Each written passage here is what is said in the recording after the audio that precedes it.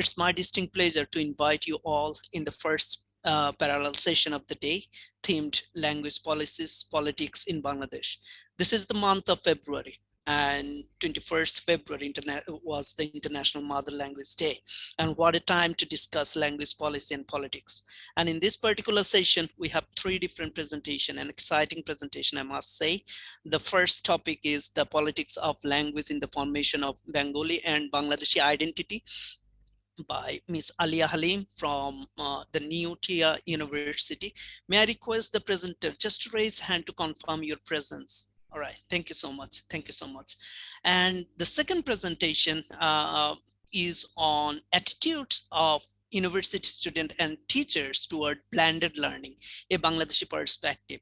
Presenters are Majidul Hassan from Shah Jalan University of Science and Technology and Apollo Biswas from University College London. May I request the presenters just to let us know your presence, please. Thank you so much, Majidul Hassan and Apollo Biswas.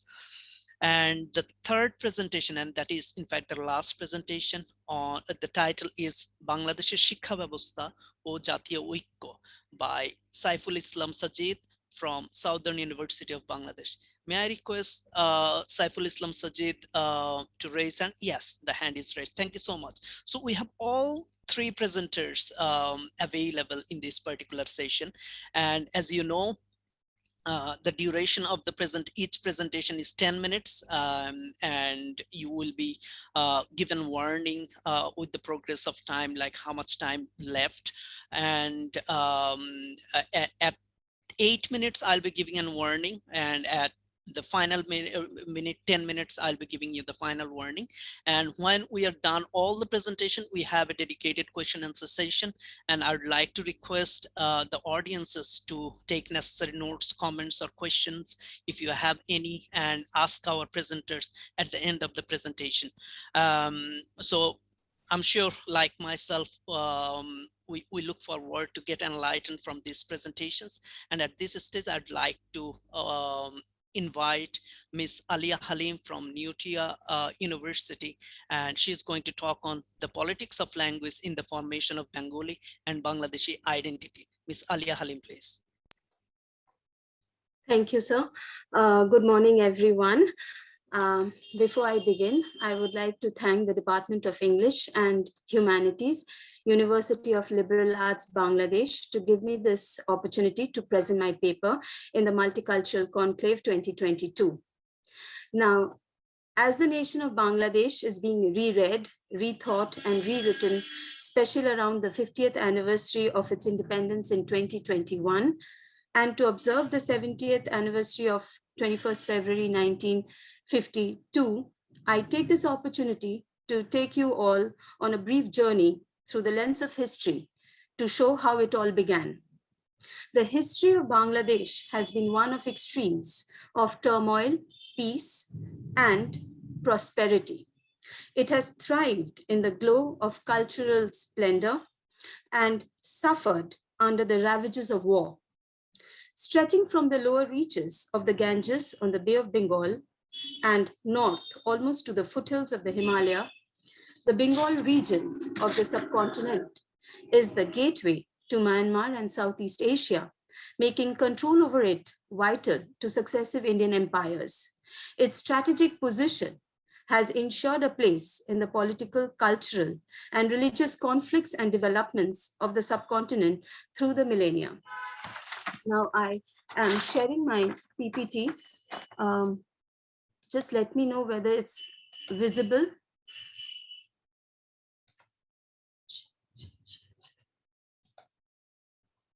Is it visible? Yeah, yes, it is. Yes, it is. Thank you so much. Okay, thank you, sir. Now, the topic of my today's presentation is the politics of language in the formation of Bengali and Bangladeshi identity.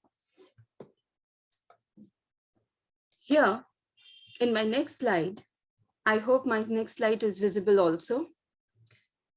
Here I am talking about Bangla, that is the mother tongue of the Bengali Muslims of West Bengal and the national and official language of Bangladesh. The language belongs to the Indo-Aryan branch of languages and has a distinctive script. According to Afia Dil, the period of the most significant development of Bengali has been since the advent of the Muslim rulers of Bengal in the 13th century. My presentation examines from a social linguistic perspective the politics of language in the formation of Bengali Bangladeshi identity from the advent of the Muslims in Bengal to the establishment of the British Raj up to the period of Bangladesh Liberation War of 1971. This presentation attempts to revisit from the lens of history and investigate the socio-political consequences that was instrumental in the formation of linguistic identity of the people of Bangladesh and the vital role that language played as a determining factor in the culmination of an independent Bangladesh. In my next slide, I am talking about the early history of the rise of Islam in Bengal. Here we find that in the context of South Asia, Bangla assumed a very special position with regard to the question of not only the Bengali Muslims, but also Bangladeshi identity formation. Bengal, being a frontier region, got exposed to the Turco-Mughal conquest and migration. Buddhism and Brahmanism were the two religious forms that existed in the Bengal Delta long before Muhammad Bakhtiyar Khalji's invasion in 1204 AD. This inaugurated a new age in Bengal, politically, socially, and culturally. By the 14th century, we find that Muslim rule was well established in Bengal. We will have a quick look through the Bengal Sultanate. We find that the two dynasties that came up was the Ilyas Shahi dynasty and the Hussein Shahi dynasty that stabilized the Muslim power in Bengal. The name Bangla, the word Bangla that we say, the name Bangla, emerged and from then came to be known as the Kingdom of Bangla, the Mughal Suba Bangla, and later the British province of Bengal. The Muslim settlers adopted the land as their own and settled in it. In my next slide, we find that I'm talking about the Mughal period, the issue of Bengal, and the influx of the foreign traders in India. Here we find that in the late 16th century, the Chagatai Turks, commonly known as the Mughals, annexed Bengal to the vast Indian Empire. But with the arrival of Islam Khan as the governor of Bengal, the Mughal era in Bengal is said to have actually and truly begun. The capital of Bengal was transferred from Rajmahal to Dhaka in 1611 AD. For the first time, the eastern part of Bengal, which was a heavily forested hinterland, underdeveloped, inaccessible, became the center of focus of rapid political and economic development. The eastern part of the Delta adopted distinctly an Islamic identity due to the process of Islamization that was taking place. The growth of international maritime trade and commerce led Europeans also to establish themselves in this particular region. Coming to my next slide, the Nawabs of Bengal and the establishment of the British Raj. We find that the Mughal Suba of Bengal comprised of the modern provinces of West Bengal, Bihar, Orissa, and modern Bangladesh. The Mughal Bengal became increasingly independent under the Nawabs of Bengal from the 18th century onwards. Aurangzeb's viceroy, Murshid Quli Khan, established an independent monarchy in Bengal. Murshidabad became the capital of Bengal. Later on, we find Alivardi Khan, the rebellious deputy governor of Bihar, took over as the Nawab of Bengal. He was succeeded by his grandson, Siraj-ud-Daulah, till the East India Company established its authority in the second half of the 18th century. And we find Robert Clive defeated Siraj in the very fateful Battle of Plassey on 23rd June 1757. The English, under Hector Munro, later on inflicted a crushing defeat to the allied army of Mir Qasim, who was then, after Mir Jafar, we find Mir Qasim was made the Nawab. So we find the allied army of Mir Qasim, who was there then the Nawab of Bengal, Nawab Sujaud-Dawla of Oudh, and the Emperor Shah Alam II in the Battle of Buxar on 22nd October 1764. With this, we find that the formal period of the British Raj began. The Bengal presidency was established in 1765, with Clive becoming the first Governor General of Bengal. Following the Indian Mutiny of 1857, the British government took control of India from the East India Company. By the end of the 19th century, Bengal was an overgrown province comprising Bengal, Bihar, and Orissa. In 1905 AD, Lord Curzon, the Viceroy of India, decided to partition Bengal for administrative purposes into East Bengal and Assam and West Bengal, Bihar, and Orissa. The new province of East Bengal and Assam had its capital at Dhaka. The division of Bengal was seen as a religious partition, prompting the formation of the All India Muslim League for the protection of Muslim interests. When the split province was reunited again in 1912 AD, the Muslims began to have doubts and pressed for Muslim autonomy. And we find that India finally got its independence from the British in the year 1947. But the struggle after the war had been bitter, especially in Bengal, where the fight for self-government was complicated by the conflict between the Hindus and the Muslims. So the Viceroy, Lord Mountbatten, decided to partition the subcontinent. And we find that the Muslim League's demand for an independent Muslim home state was realized in the year 1947 with the creation of Pakistan. The two separate states, East and West, was established on the opposite sides of the Indian territory. Through the creation of Pakistan, we find, was based on Islamic solidarity. Yet, the two halves had little else in common. The instability of the arrangement was obvious, and not only in the geographical sense, but economic, political, and social as well.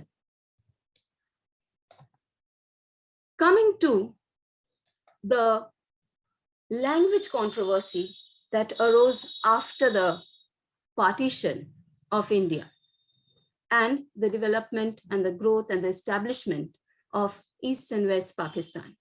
We see that the people of East Pakistan spoke Bangla, while the West Pakistanis spoke Urdu, Punjabi, and Sindhi. From early on, differences and inequalities stirred up a sense of Bengali nationalism. The Pakistan government declared Urdu as the national language, resulting in the Bangla language movement, which rapidly became a Bengali national movement and the real beginning of the movement towards independence. We find that the Awami Party, led by Sheikh Mujibur Rahman, emerged as the national political party in East Pakistan, and the language movement became its ideological underpinning. We see that this was one of the main reasons, if not the only reason, one of the main reasons for the war of liberation that took place later on. Sheikh Mujibur Rahman was arrested, taken to West Pakistan, and put to jail. This ignited the smoldering rebellion in East Pakistan. When the Mukti Bahini, that is the Bangladesh freedom fighters, captured the Chittagong radio station, Ziaur Rahman announced the birth of the new country and called upon its people to resist the Pakistani army. The ensuing war was a bloody and brutal one that began with the systematic slaughter of the Mukti Bahini and the intellectuals. By 1971, it was an open warfare, and the end came for the West Pakistanis. On his release from prison, Sheikh Mujibur Rahman took over the reins of the government, announcing the establishment of a new country, Bangladesh. Again, coming to the language issue, we find that the modern development of Bangla as a symbol of cultural separateness of Bangladesh began under the British. Later, the struggle to introduce Bangla as the state language at all levels began in 1947. The language movement in East Pakistan began with the first Governor General of Pakistan, Muhammad Ali Jinnah's speech in Dhaka in 1948, where he proposed Urdu to be the state language. May I have your attention, please, Miss Alia Halim? Yes, yes, sir. Your time is already over. Can you wrap it up within Yes, 30 yes, seconds? Is it possible? yes. All right. Thank you Yes, so sir, much. surely. So it was followed by protests that took the form of the language movement, and it no longer remained a cultural issue, but turned into a political movement. Now, I just have one or two slides that actually talks about the language debate that even continued after 1971. So here we find that even after the War of Liberation, we see that language still remained an area where we find that different sorts of controversy, debates, politics arose. And my last slide talks about where we find that language has been regulated through the state apparatus, and definitely we find that the politics of language has led to the formation of Bengali and Bangladeshi identity. Thank you.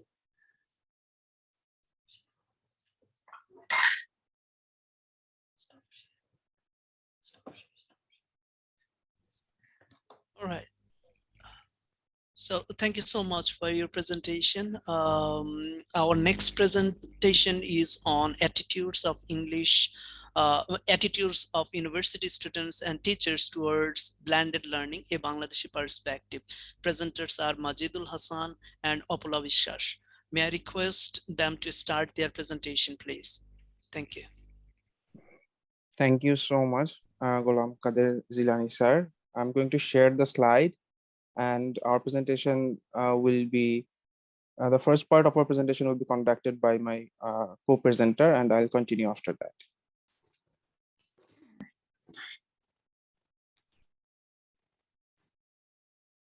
Yes, you can start. Good afternoon, everyone. I'm Apula Vishwash, currently an MA student at University College London. Today, my co-author and I are going to present our paper, which is on the emerging idea of blended learning in Bangladesh. And our paper's title is Attitudes of University Students and Teachers Toward Blended Learning, a Bangladeshi Perspective. In this presentation, I will start with a brief introduction and literature review, followed by research questions, methodology, findings, discussion, and limitations of our research. With the beginning of the worldwide pandemic, the world came to a standstill in 2020. Many sectors of Bangladesh suffered because of that, and education is definitely one of them.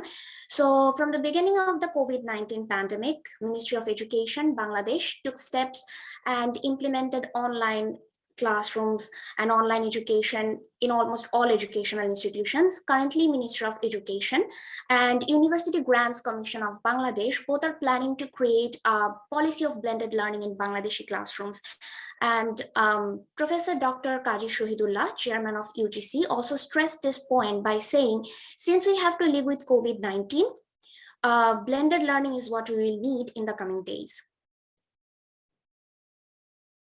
So the aim for integrating blended learning to the education system will be to make education accessible for everyone in this tough time. UGC has already formed a working committee for preparing policy on blended learning, and the report prepared by this committee focuses on the need of blended learning in Bangladesh. According to this report, the current COVID-19 era is a challenge, but the document emphasizes sticking to this policy even in the post-COVID-19 era, so that other dimensions of blended learning can also be successfully built. So what is blended learning? Moving on to the literature review. According to Wu et al. 2010, blended learning is an approach that combines different delivery methods online and face-to-face, and caters to different styles of learning. So blended learning not only combines the best and most effective components of online and face-to-face learning, it also gives the teachers the opportunities and the students the opportunities to interact with each other with and without technology. Ma and Lee, 2021, conducted a randomized controlled study in a local university of China to compare the effectiveness of blended learning compared to the traditional and online classrooms. And findings indicated that the participants from blended learning performed better than participants from other instructional designs. And their interview data also showed that participants are more satisfied with blended learning than the other modes of learning. Alamin et al. 2021 also conducted a quantitative study in Bangladeshi context where they researched by taking opinions and perspectives from 230 university students from various academic backgrounds. The participants of this study had a general negative attitude towards online education, but they showed positive expectation about the scope of blended learning. So blended learning is basically a comparatively new approach in Bangladesh, and there are not many research that have been conducted. To fill in this research gap in Bangladeshi context and to have a fuller understanding of this new phenomenon, we took a qualitative approach of our study. So we focused on 2 research questions for that. What are the attitudes of Bangladeshi university students and teachers toward the blended learning, and what are the suggestions provided by them? So to do that, we chose 20 students and 10 teachers from 5 public and private universities of Bangladesh. And we also made sure that both groups of participants have enough experience and have a clear notion about the blended learning. We collected qualitative data using 2 types of questionnaires. We provided them with a questionnaire with open-ended questions, and we also conducted a semi-structured interview after that. And the qualitative data derived from both the questionnaire and the interview were analyzed thematically. We also calculated frequencies for the open-ended question answers using Microsoft Excel. Now I'd like to invite my co-author, Mazidul Hassan, to continue the rest of the presentation. Thank you for listening. Okay, thank you, my co-presenter, Apula Vishwas. Now I'm going to talk about the findings of our study.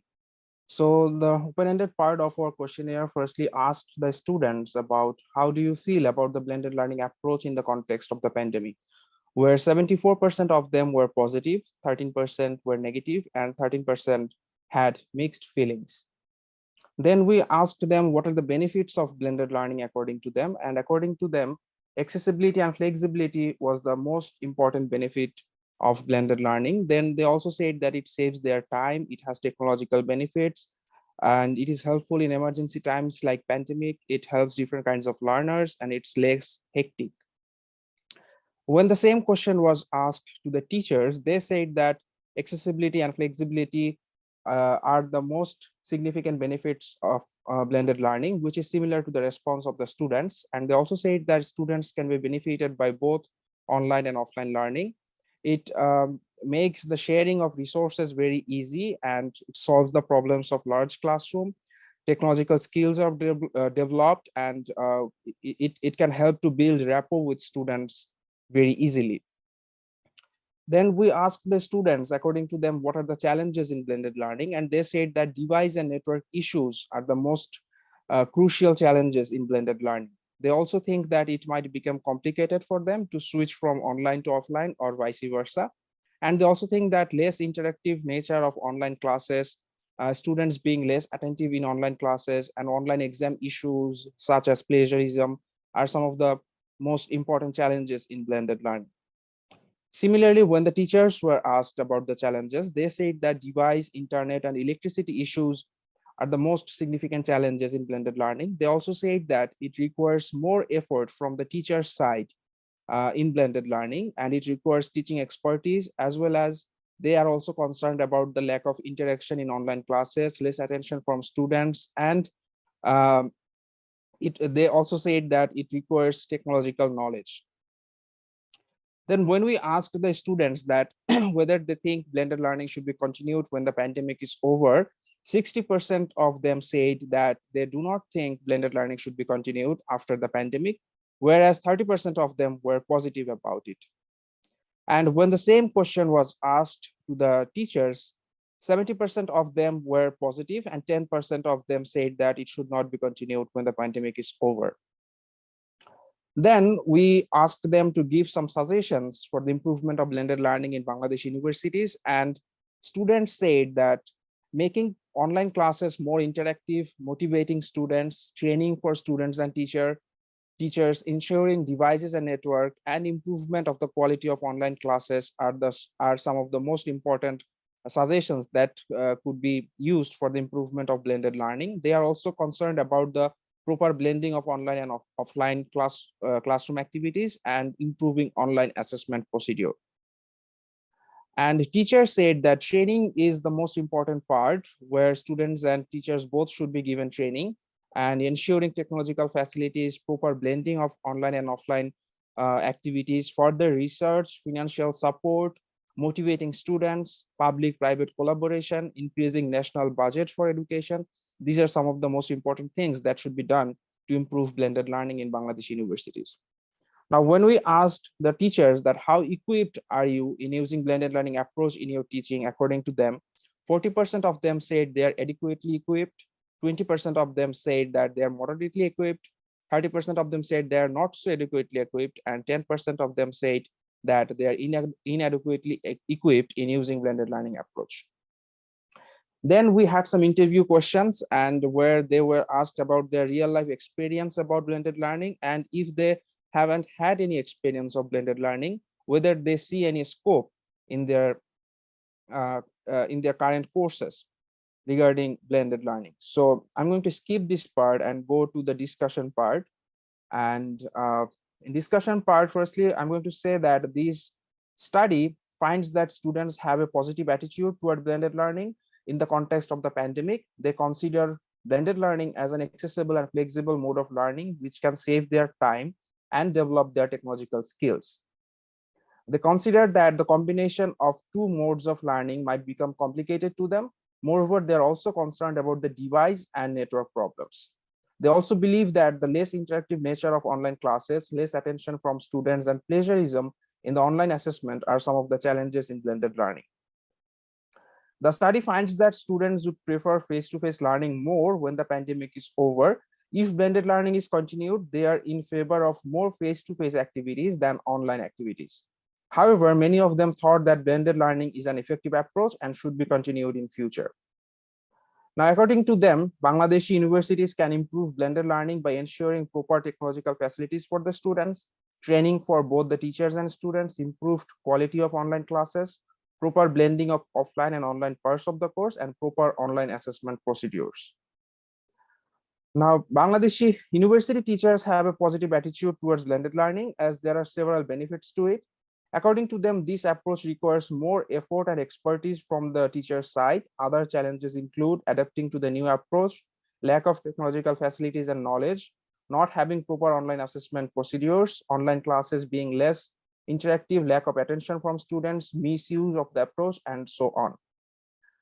And although the majority of them consider themselves well equipped for teaching in the blended approach, they expect more technological support, training, and financial incentives from the institution, which can assist them in this regard. I'm going to wrap up the presentation very quickly. Reminder, please. Yes, I'm going to wrap it up very quickly. All right. Yeah, okay. Thank you. Thank you so much. Okay. Thank you so much, Mudin. So there were some limitations in our study. Firstly, we couldn't accommodate many participants because it is a qualitative study in nature, but maybe there could be some more participants included from different universities of Bangladesh. And this study also does not take into account the attitude of other stakeholders, such as policymakers, university authorities, academic council of different universities, or experts from academic fields. Further research for actual practical implementation of the blended learning is recommended through this study. Now, to conclude, as Bangladesh is preparing for implementing blended learning, the findings of the study will be relevant and helpful for the policymakers and university authorities to understand the point of view of the students. Teachers will be benefited by knowing the responses of the students, and the suggestions provided by them will be crucial for the effective implementation of blended learning. These are the references that we have used, and thanks a lot for listening to us. And I guess we will have question and answer sessions later. So thanks a lot for listening to us. Thank you. Thank you so much, Mr. Mazid and Opala Viswas. And it's a really very timely research, considering the transition which we are having in higher education as well as in the entire education system. And at this stage, I'd like to invite our third presenter, Mr. Saiful Islam Sajid, and he's going to talk on Bangladesh's Shikkha ব্যবস্থা ও জাতীয় ঐক্য. Mr. Saiful Islam Sajid, please. ধন্যবাদ। শোনা যাচ্ছে আমাকে? জি, আমরা শুনতে পারছি। জি। আজকের এই আলোচনায় আমরা বাংলাদেশের জাতীয় ঐক্য সংকট এবং এর সঙ্গে শিক্ষা ব্যবস্থার সম্পর্ক খোঁজার চেষ্টা করব। তো প্রথমে আমরা যদি বাংলাদেশের শিক্ষা ব্যবস্থার দিকে তাকাই, আমরা দেখতে পাবো যে এই ব্যবস্থাটি কয়েকটি ধারা ও ভাষায় বিভক্ত। এর মধ্যে প্রধান দুটি ধারা হচ্ছে স্কুল কলেজের শিক্ষা এবং মাদ্রাসা শিক্ষা। স্কুল কলেজের শিক্ষার মধ্যে আবার ইংরেজি ও বাংলা দুটি মাধ্যম রয়েছে এবং তাদের পাঠ্যক্রমেরও ভিন্নতা রয়েছে। অপরদিকে মাদ্রাসা শিক্ষা ব্যবস্থার প্রধান কিতাব সমূহ হচ্ছে উর্দু কিংবা আরবি ভাষায়, এবং এই সকল শিক্ষা ব্যবস্থার পড়াশোনার বিষয়াদি, সংস্কৃতি এবং মেজাজ একটি থেকে অপরটি ভিন্ন।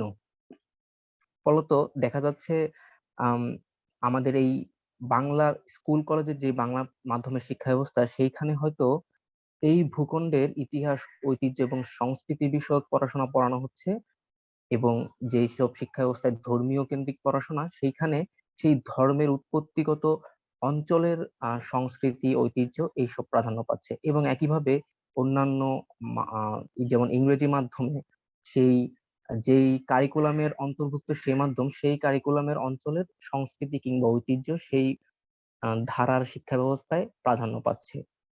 এবং এইভাবে করে ৫৬,০০০ বর্গমাইলের আমাদের এই ছোট্ট দেশে ভিন্ন ভিন্ন মানসিকতা ও আদর্শ নিয়ে প্রজন্ম বেড়ে উঠছে, যেহেতু পড়াশোনার মাধ্যমে একটি প্রজন্মের মানস গঠন হয়। এবং শুধুমাত্র এই বিভাজন, মানসিকতা কেন্দ্রিক বিভাজন শুধুমাত্র সাংস্কৃতিক অঙ্গনে সীমাবদ্ধ নয়। আমরা যদি খেয়াল করি যে প্রত্যেকটি ধারার শিক্ষা ব্যবস্থার ছাত্রছাত্রীগণের শ্রেণীগত পার্থক্য সমাজে বিদ্যমান। যেমন সরকারি প্রাইমারি স্কুলগুলোতে একটি শ্রেণীর ছাত্রছাত্রীরা পড়াশোনা করে, একইভাবে মাদ্রাসা শিক্ষা ব্যবস্থায়ও একটি নির্দিষ্ট শ্রেণীর ছাত্রছাত্রীগণ বেশি পড়াশোনা করে, এবং যেই ইংরেজি মাধ্যমগুলোতেও সমাজের অন্য একটি শ্রেণীর ছাত্রছাত্রীগণ পড়াশোনা করে। এর ফলে সমাজের বিভিন্ন শ্রেণীর ছাত্রছাত্রীদের মধ্যে যেখানে গিয়ে সামাজিকীকরণ এবং মিথস্ক্রিয়া হওয়ার কথা ছিল, সেই পর্যায়টি হচ্ছে না, ব্যাঘাত ঘটছে। ফলে একটি সমাজের মধ্যে একাধিক সমাজ সৃজিত হচ্ছে এবং এর অন্তর্বর্তী সমাজগুলোর মধ্যে সেই অর্থে কোনো সংযোগ নাই। এর ফলে প্রত্যেকটি শিক্ষা ব্যবস্থার অন্তর্গত ছাত্রছাত্রীদের আলাদা আলাদা স্বপ্ন এবং তাদের কল্পনার দেশ গঠন হচ্ছে। যেমন কারো কল্পনার দেশে হয়তো একটি মাত্র ধর্মের মানুষজনের বসবাস এবং তারাই সুপেরিয়র, অন্য ধর্মের মানুষজন তাদের কাছে হচ্ছে মানে তারা ভালো না, এবং তাদের দেশের আইন কানুন তারা সেই ধর্ম অনুযায়ী পরিচালনা করতে চায়। এবং অন্য একটি শিক্ষা ব্যবস্থার ছাত্রছাত্রীদের আমরা হয়তো দেখবো যে তারা একটি মাত্র চেতনায় বা রাজনৈতিক আদর্শে বিশ্বাসী এবং অন্য সকল কিছু তারা নাকচ করে দিতে চাচ্ছে। এবং অন্য একটি বিদেশি সংস্কৃতি দ্বারা প্রভাবিত কোন শিক্ষা ব্যবস্থার ছাত্রছাত্রীগণ হয়তো সেই নির্দিষ্ট সংস্কৃতি দ্বারা প্রভাবিত এবং তার ভূখণ্ডের সংস্কৃতির দ্বারা হয়তো একেবারেই উদাসীন। এই ধরনের সমস্যার ফলে আমরা জানি যে একটি সমাজে বিভিন্ন ধরনের মানসিকতা এবং আদর্শ নিয়ে মানুষ বড় হবে, কিন্তু একটি দেশের জাতীয়তা বোধ বা জাতীয় ঐক্য ধরে রাখার জন্য কিছু মৌলিক প্রশ্নে পুরো জাতিকে একমত হতে হয়। যেমন আমাদের দেশের সংবিধানে রাষ্ট্রীয় ধর্ম থাকবে কিনা বা থাকলে কোনটি, এটি একটি খুবই মৌলিক প্রশ্ন, এবং এই প্রশ্নে যতবারই উত্থাপিত হয়েছে দেখেছি যে আমাদের পুরো দেশ বিভিন্ন ভাগে বিভক্ত হয়ে গেছে। এবং এই দেশের অন্তর্গত যেই বিভাজন বা দাঙ্গা, এটি কিন্তু হুট করে নিরসন করার কোনো উপায় নেই। এটি মনস্তত্ত্বগত একটি প্রক্রিয়া, এবং আমার মনে হয় যে শিক্ষা ব্যবস্থার মধ্যে, বিভিন্ন শিক্ষা ব্যবস্থার মধ্যে দূরত্ব কমিয়ে এনে সমন্বয় করার মাধ্যমে আমরা এই সমস্যাটি সমাধান করতে পারি।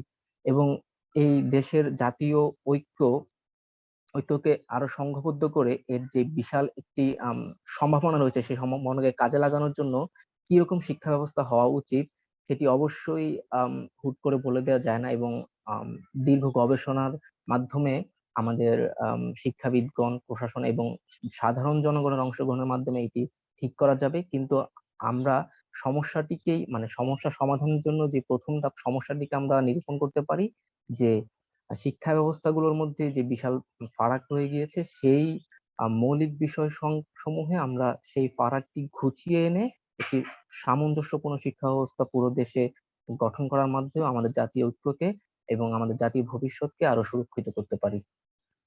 এই ছিল আমার আলোচনা। ধন্যবাদ সবাইকে। Thank you so much. It's really enlightening listening all these presentations. And at this stage, we are going to start receiving questions from our audiences. And dear audiences, if you have any questions, please feel free to unmute yourself and talk to our presenters directly.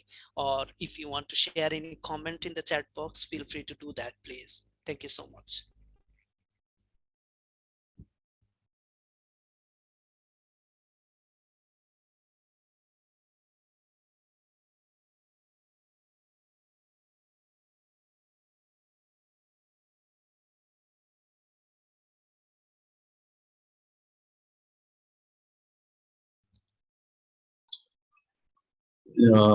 May I ask a question, please? Yes, please. Yes, please.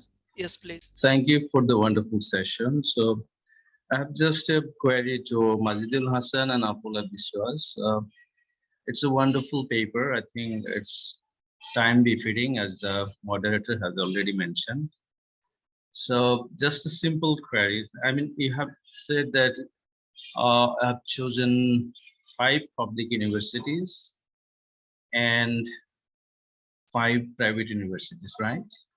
If I'm not wrong. Can you mention the names of the public universities, and in that respect, could you also share your experience about the difference between public university reactions and the private university reactions about blended learning? Thank you so much. Okay. Sorry. Excuse me. Thanks a lot, sir, for your question. Yes, we have collected our data from 5 public and 5 private universities. So actually, 5 public and private does not mean like 5 public and 5 private. Combinedly 5 public and private. So it was Shahjalah University of Science and Technology, then Dhaka University, then we had East West University, BRAC University, and Green University of Bangladesh. So 3 private universities and 2 public universities. And the differences that we have seen, especially from the students from private universities, they have mentioned that they are having online classes a lot, and blended learning is going to be the future for them. So now they think that because of living in Dhaka, because all the universities were from Dhaka, that blended learning would save a lot of their time and expenses, as well as the traffic hassle that they have to face. So in that case, they think that it is going to be an excellent prospect for them. And also, as we did not only have students from English department, we also had students from different other departments, especially from science faculties. They have mentioned that they expect more practical classes physically, and theory classes should be held online. And some students also mentioned that exams should not be held online at all, because online exams might have different kinds of grading problems. According to them, they think that teachers have difficulties to read the scripts on screen rather than reading them on print. So they think that online assessment should not be there at all. So also, if there is online assessment, they think that it should be properly developed, and there should be proper grading procedures, and there should not be any opportunity for plagiarism or cheating in the exams. So that's from our side. Thank you, sir. Okay, thank you. I have a question. May I ask? Yes, please. Yes, please, Rupak. I have the same question to the presenters, to both of these presenters, that they have shown us that the students are what can I say, not that attentive to the online classes. So they miss the interactions between the teachers and the students. So what can be the solution of these? So if we go to the hybrid teaching model, then we will have online classes again. So how we can solve this problem that the students are not attentive in the online classes? So not all of the students, but few of the students are not attentive. So how we can solve this problem? Okay, thank you. Thank you for your question. Okay, if you want to say it, you can say. Yeah, I think I can add on that, and Yes. then if you can. Yes, please. Okay, so thank you for your question. Sorry, I can't start my video because there is a problem with my camera. So to answer your question, I think as a teacher who had experience of like teaching in online classes, in one of the slides we mentioned that even if there are both online and offline classes, students will prefer more offline activities than online. So that can be one of the solutions, that providing more offline activities than online, maybe more offline classes than online, or more offline interaction. Even if it's not possible to do more offline classes, maybe more offline interaction between teacher and student than online interaction. That can be one way. Another way is like to hold their attention or to keep their attention. I think another solution can be to like modify the materials that we use in classroom, because sometimes, as we all have come from like traditional classrooms using traditional materials, I think it's time to move on from that. So we can use materials which the students can relate to, or maybe we can use like pop culture references so that they can like find interest and they can also enjoy while they're learning. I think that may be one of the solutions. And I also want my co-author's opinion if he wants to add something that. Okay, it was a major finding in our study that students and the teachers, both of the group are saying that students are less attentive in the classroom. So one of the suggestions that was provided by them was ensuring proper training for students and teachers to adapt with the online learning procedure. So if the teachers are well trained that how to engage students in the classroom, also students are trained enough so how to attend online classes. So I think there will be a proper alignment with the idea, and they will be able to engage with each other more. Teachers have a major role to play here, so I think that the supports that the teachers are expecting from their universities and their institutions will also be helpful in this regard. Thank you.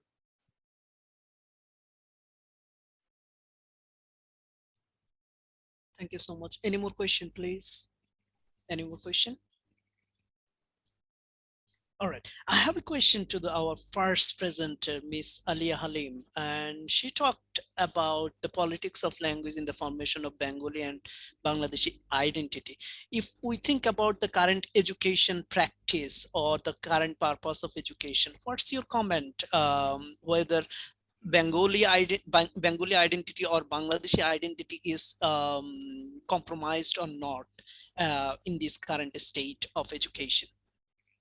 Yes, sir. Actually, because of the limited time, I couldn't speak on the present issue that is still existing, that the language politics still is very much there. Why? Because I was about to speak on the recent laws that came out after the 1971, that how the state apparatus functions and how the state apparatus is the one who is actually forming these rules. So the last slide that I missed out on discussing was on that since you're asking me the current situation, we find that when I had looked into this topic as far as the Bangladeshi identity is concerned and language politics, I had seen that in Bangladesh there were many laws that came out, okay, that spoke on the use of Bangla throughout, say whether in the law courts, whether in administration, whether in education. But again, we find there was controversy related to that, because we find they said that, okay, Shadu form of Bangla would be accepted and the Cholit form will be rejected. Again, the controversy arose regarding that, what about say the other ethnic groups that are there, the other indigenous communities that are there. So again, we find there is controversy, there's language debate that took place. The last point that I looked into, I checked on, was that Bengali was finally, it was discussed that both Shadhu and Cholit varieties of Bangla will be used, as well as we find that English, since the importance of English has come up and it has a universal usage at the side of Bangla, we find the use of English as well. So in the current scenario, that is what is established right now. That is where, like, I would have concluded my presentation with. So because of the time shortage, I couldn't complete. No, absolutely fine. Thank you so much. Thank you. Wonderful. Can I ask another please. question to Ms. Alia Halim? Yes, please. Okay, so I'm actually really interested in identity, so that's why I'm asking. So about the use of English, that the last point that you said. So our official language is Bangla, right? Our the language of our constitution, everything.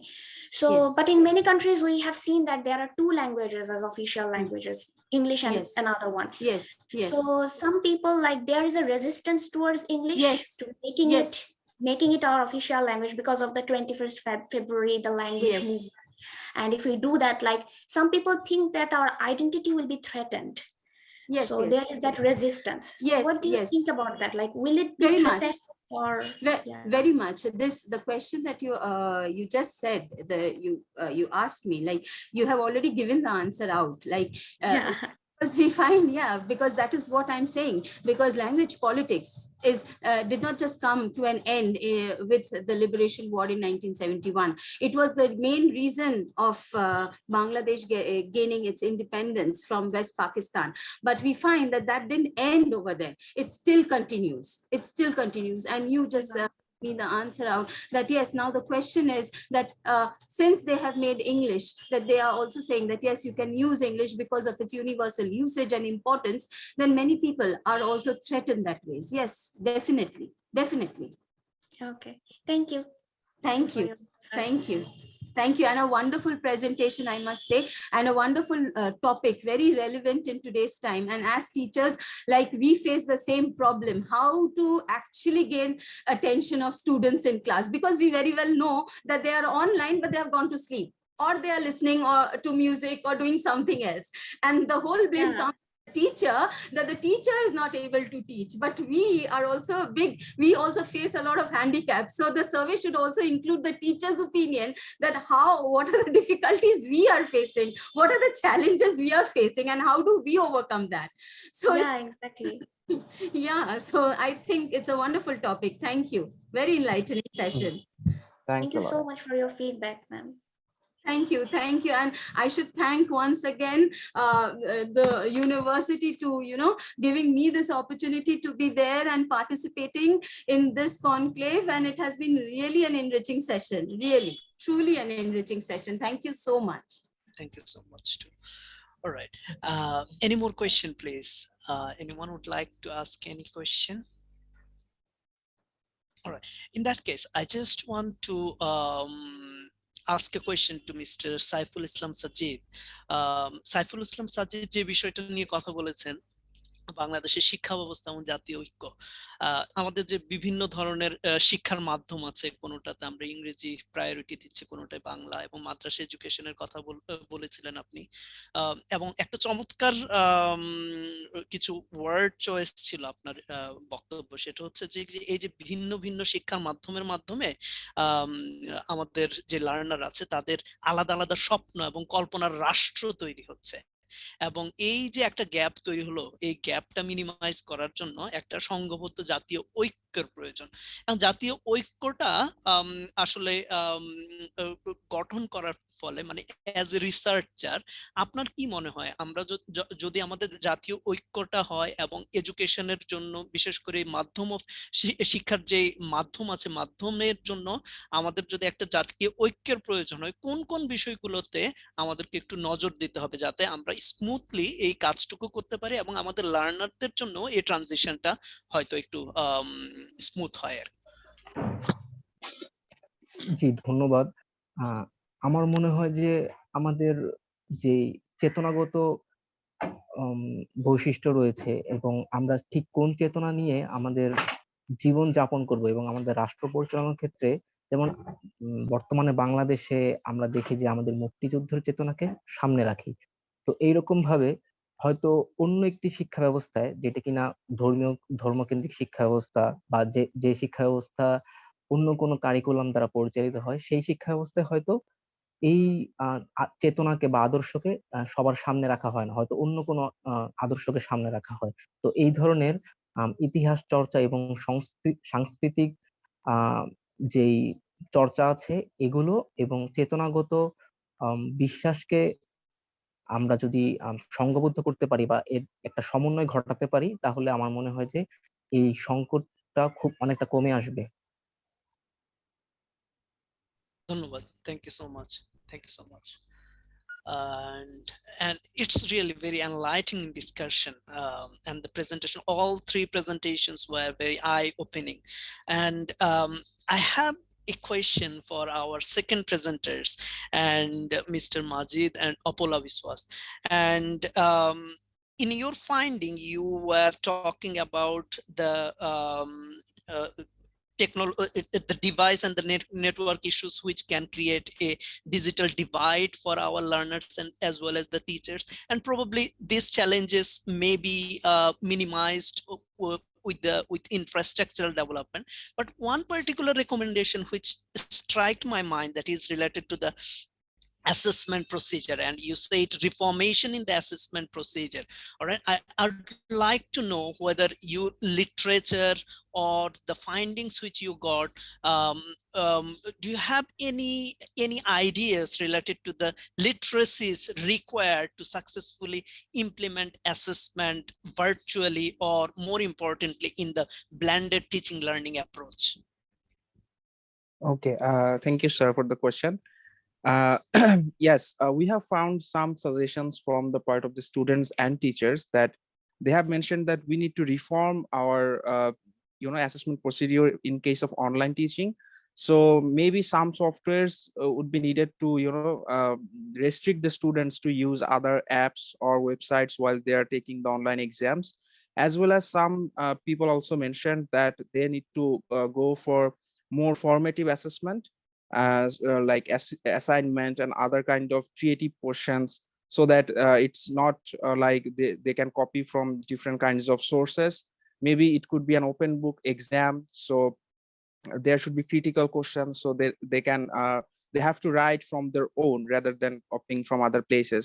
And also as teachers, as examiners, we can use some plagiarism checking tools which can help us to recognize whether somebody is copying or not.